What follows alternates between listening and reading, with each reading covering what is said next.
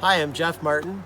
15 years ago, God led me to the UP, and once I got here, He opened doors for me to get involved with outreach youth ministry through Youth for Christ. I met my wife Angie through Youth for Christ, and she joined me here in the UP.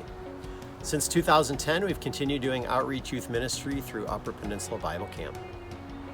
Things look different now with 4 kids at home and Angie doing homeschool full-time. And as for so many of you, things looked especially different this year. In a normal year, I share the Lord with students through a weekly youth group and boys club meeting, and we coordinate area-wide youth events for local youth groups like the Fall and Winter Merge Youth Retreat and the Merge Tubing Night. This year of COVID has forced a lot of our gatherings online or into smaller groups, but there have been some unique opportunities as well.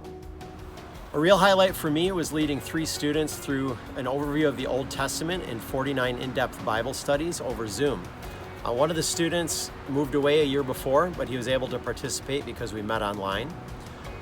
His mom also participated with us in the background, many of those meetings.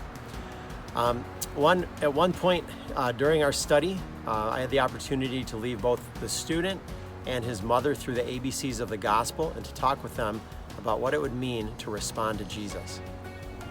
Through the summer, I got to lead one former student and her fiance through marriage counseling, and Angie and I got to play a big part in their wedding in August. A short time later, another student who's now in college lost his mom unexpectedly. He and his family asked me if I would lead the funeral service. At the graveside service, as part of that day, I was able to share the gospel with the many friends and family who gathered.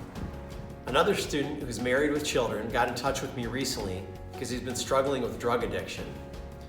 He's been trying to do better for his family and to reconnect with God, and he reached out to see if I could encourage him in that process. There are also 4 young men who I know who are currently locked up, either in prison or in jail awaiting trial or in a juvenile treatment program. 2 of them are young men that I knew from the Bible camp from years ago, and 2 of them were recently part of our youth group. In this season, I've been able to connect with them through phone calls and emails and to just encourage them during their time of incarceration. As I look back over the last 15 years and think of the hundreds of students who've come and gone, I think of King David when he said to the Lord, "I want to build a house for you." And God replied, "Actually, I'm going to build a house for you."